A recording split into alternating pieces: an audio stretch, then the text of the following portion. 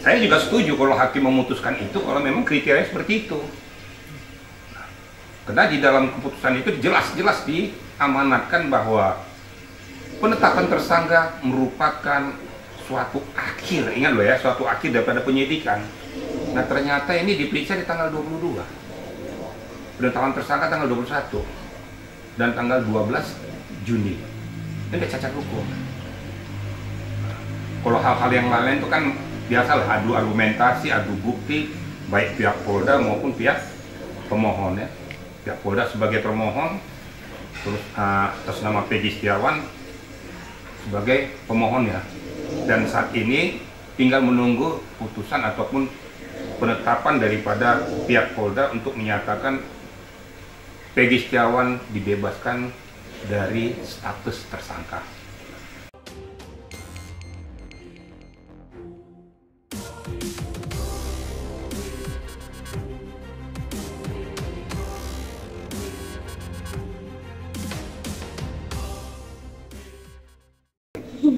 Baik, terima kasih dari rekan-rekan media ya.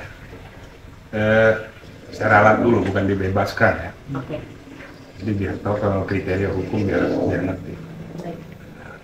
Jadi menyatakan bahwa penetapan tersangka atas nama Peggy Setiawan dinyatakan tidak sah. Betul ya? Dinyatakan tidak sah. Jadi begini ya, saya ulas saja ya. Sebenarnya dari wawancara terdahulu kan saya sudah sampaikan ini ya. Ini yang saya tunggu. Ya, yang saya tunggu adalah keputusan hakim yang final, yang bukan hakim jalanan. Ini baru sah dan meyakinkan. Dan itu tidak bisa diganggu juga. Jadi dalam amar putusannya selalu saya katakan bahwa pra peradilan itu lebih terfokus kepada subjek formil. Nah, betul apa dugaan saya. Ternyata setelah saya telusuri, saya lihat amar putusannya itu salah satu diantaranya adalah dinyatakan penetapan tersangka atas nama Peggy Setiawan tidak sah. Kenapa tidak sah? Setelah saya telusuri kembali, ternyata Peggy Setiawan itu ditangkap tanggal 21 Mei 2024. Ditetapkan dia sebagai tersangka. Sedangkan pemeriksaan baru dilakukan tanggal 22 Mei dan 12 Juni tahun 2024 ya. Nah ini dari aspek subjek formil sudah cacat hukum. Saya lihat domain daripada hakim tunggal tuh lari pasti ke sana. Karena pra peradilan berbicara tentang subjek formil. Saya juga sama dulu ya. Waktu saya menangani pra peradilan tuh hakim tunggal menyoroti tentang subjek formil. Jadi tidak benar. Jadi berdasarkan keputusan Mahkamah Konstitusi, putusannya ya, putusan Mahkamah Konstitusi tanggal 21 ya, garis miring PUU, garis miring 12 Romawi, garis miring 2014 dinyatakan, yang diundangkan pada tanggal 16 Maret 2015. Itu amar, nah, di dalam keputusan Mahkamah Konstitusi disebutkan, walaupun sudah ada dua alat bukti yang sah, namun bahwa penetapan tersangka adalah merupakan hasil akhir daripada suatu penyidikan. Ini ya, hasil akhir daripada suatu penyidikan. Jadi nggak bisa ujuk-ujuk ditangkap terus diperiksa. Sedangkan ditangkap sudah keluar sprintkapnya, sudah keluar penetapan tersangkanya. Ini kan nggak boleh. Jadi sudah menabrak putusan Mahkamah Konstitusi tersebut.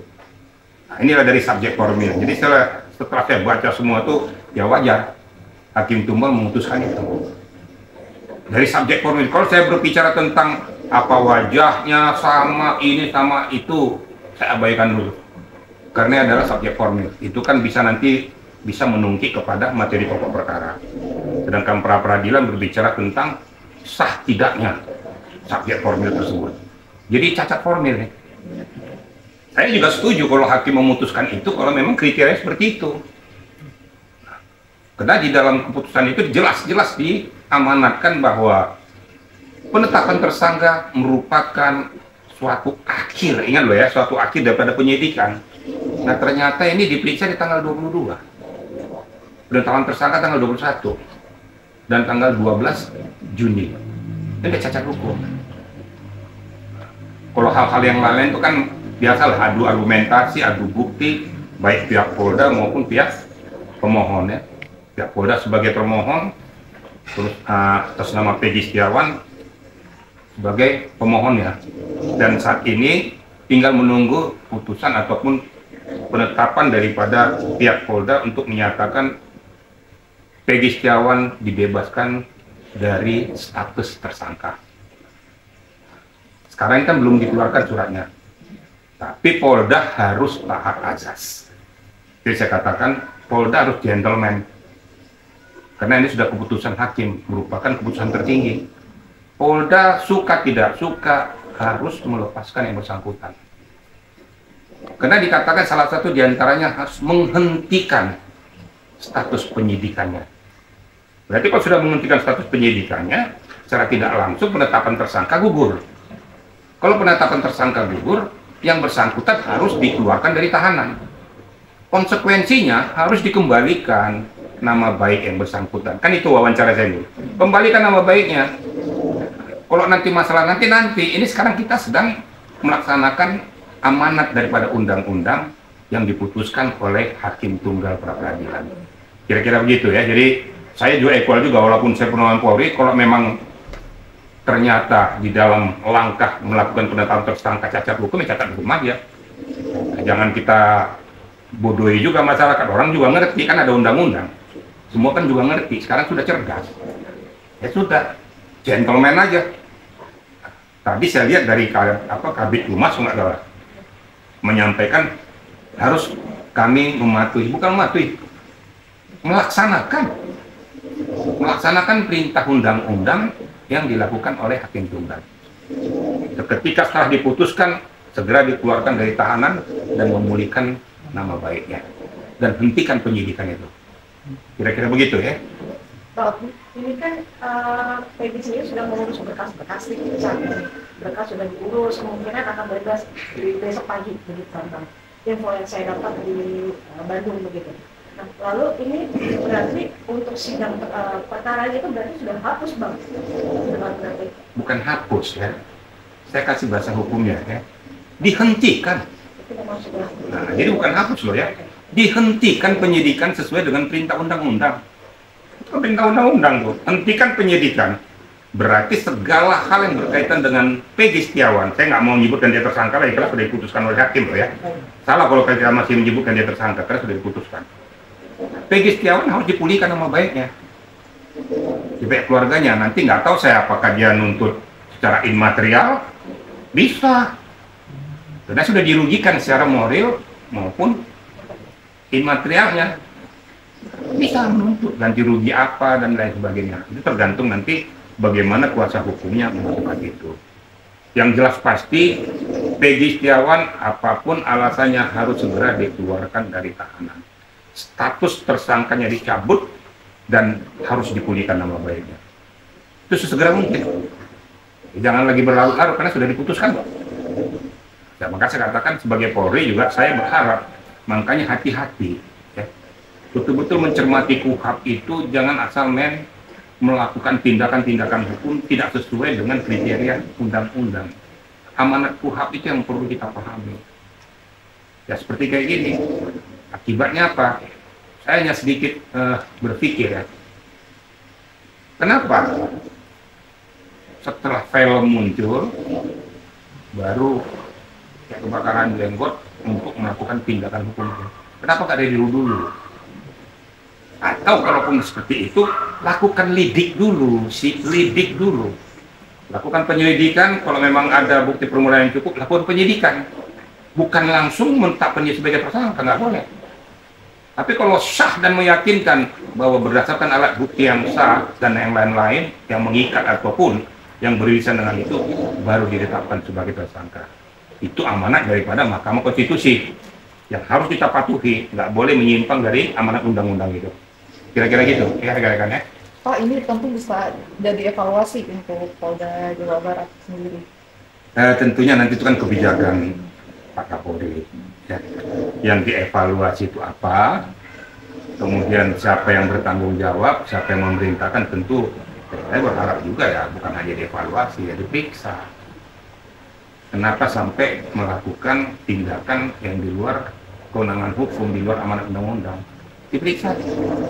Sampai sejauh mana mereka melakukan tindakan itu.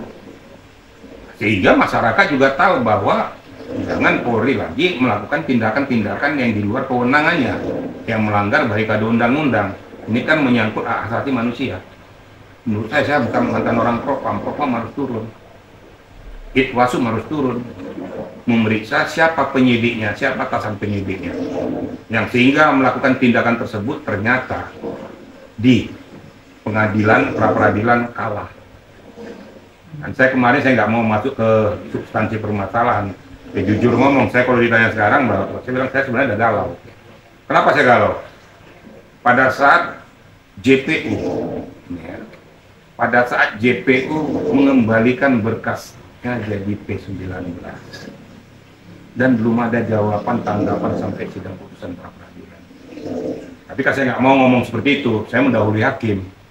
Tapi setelah selesai ini, saya berpikir ya begitulah. Nah ternyata lebih menungkik lagi setelah saya baca semua tuh, ya pantesan.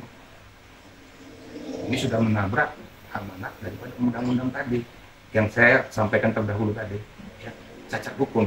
Masalahnya masalah formil itu kewenangan loh ya, kewenangan yang dilindungi oleh undang-undang, ternyata dia pelanggar. Nggak boleh kita nangkap seseorang tanpa melakukan lidik-lidik kecuali tertangkap tangan, ya, kecuali tertangkap tangan baru. Jadi saya harus berbicara apa adanya. Ini kan pembelajaran edukasi hukum. Kalau Polri memang pada saat ini katakanlah oknum penyidiknya itu melakukan tindakan yang salah, harus gentle minta maaf. Nggak boleh istilahnya, wah ngapain nggak maaf, itu kan hakim, nggak boleh. Kita kan orang hukum, kita taat undang-undang, kenapa harus malu? Nggak usah malu, itu pembelajaran edukasi untuk kedepannya lebih berhati-hati lagi. Karena ini kan menyangkut sekali lagi hak asasi manusia, harkat martabat seseorang. Kira-kira begitu. Pak, tapi polisi yang menangkap Peggy Setiawan ini bisa dilaporkan atau diperkarakan nggak sih Pak? Bukan bisa diperkarakan, ya harus diperiksa kan saya bilang. Tanpa dilaporkan pun, ya, tanpa dilaporkan pun sudah seyogianya atasan penyidik Propam Itwasum turun untuk melakukan penyelidikan kenapa terjadi peristiwa seperti ini. Ini kan menyangkut marwah daripada Polri. Harus periksa dan buktikan kepada masyarakat, harus transparan. Ini transparan, masyarakat nggak bisa dibodohi lagi. Kalau kemarin-kemarin netizen dengan segala macamnya kan mereka tahu kulit luarnya. Makanya selalu saya katakan tunggu keputusan hakim. Keputusan hakim merupakan keputusan tertinggi yang harus dihormati dan harus dilaksanakan. Ya tadi pagi itu sudah nggak bisa lagi ngomong apapun, nggak bisa ngomong karena sudah final dan harus dilaksanakan. Itu perintah undang-undang. Itu rekan-rekan ya. Ini kan banyak yang mempertanyakan soal Peggy Cianjur ya, setelah Peggy Setiawan sendiri sudah menyatakan tidak bersalah. Banyak yang menuntut polisi untuk memeriksa Peggy Cianjur nih Bang. Itu gimana sih Bang menurut Abang sebagai mantan penyidik nih? Begini, siapapun yang diduga, ya, siapapun yang diduga berkaitan dengan peristiwa pidana itu, tidak salah penyidik melakukan penyelidikan. Ingat loh, penyelidikan loh ya. Dilakukan penyelidikan, dilihat benang merahnya pada saat peristiwa itu dia berada di mana, betul nggak ini Peggy Cianjur atau tidak. Nah, sehingga betul-betul porsi dan proporsi hukum itu bisa berjalan dengan baik. Tapi juga jangan sampai terjadi seperti ini lagi. Betul-betul Peggy Cianjur sebutkan itu betul-betul memang orang yang bersangkutan, makanya jangan ngambil langkah-langkah sebelum betul-betul pasti. Lakukan pemeriksaan, saksi-saksi yang lain, bukti-bukti yang menguatkan baru. Kalau memang betul, ya gitu. Jadi walaupun disebutkan ini Peggy mana, Peggy ini, ya itu silakan saja, itu masyarakat, netizen nggak masalah. Tapi penyidik jangan pula ikut-ikutan. Harus teliti. Ini ujian yang sangat pahit bagi penyidik. Ujian yang sangat pahit karena kalau saya bilang ini suatu kelalaian, ya suatu kelalaian. Kalau saya bilang lebih keras suatu keteledoran, ya keteledoran juga. Kalau seandainya dulu pada saat putusan hakim kepada 8 terpidana ini sudah diputuskan, ini tetap berlanjut, dilakukan penyelidikan terhadap orang yang disebutkan Peggy dan lain sebagainya itu dilakukan, mungkin nggak seperti ini. Ini kan booming muncul film, kok a priori gitu loh. Kok langsung kayak seperti kebakaran jenggot, ini yang salahnya di situ. Nggak usah lidik aja dulu. Kalau memang betul-betul belum bisa didapatkan benang merah, nggak usah cari korban. Nah, seperti kayak gini kan jadi blunder. Saya tidak mengatakan bahwa itu Peggy itu apa dia atau tidak, saya nggak mau ngomong. Karena itu adalah hak penyidik. Saya hanya ngomong ini cacat formil. Udah jelas pasti cacat formil. Nah, biar juga netizen tahu, gimana cacat formilnya, ini masalah kewenangan yang diamanatkan undang-undang tadi. Dia melakukan penangkapan, belum melakukan pemeriksaan. Berarti dia mendahului lidik sidik. Berarti menabrak putusan Mahkamah Konstitusi tadi. Nomor 21 PUU garis miring 12 Romawi garis miring 2014 yang diundangkan 16 Maret 2015. Ini tabrak mati. Saya juga dulu ini cacat formil juga waktu saya menangani masalah lain dulu. Itu kira-kira saya katakan. Pak, masyarakat juga uji atas keputusan hakim yang berani mengambil sikap tegas. Terus masyarakat bilang, apakah Polri patut dipercaya setelah ini? Kalau pertanyaan itu, kalau nggak ada Polri kok kemana? Kamu ke tukang beca lapornya. Jadi ini juga saya mohonkan pada netizen juga, jangan gebiah-huya semua. Itu kan oknum. Kepolisian Negara Republik Indonesia sah. Negara tidak akan berdiri tanpa adanya Kepolisian Negara Republik Indonesia. Mau dibubarkan polisinya?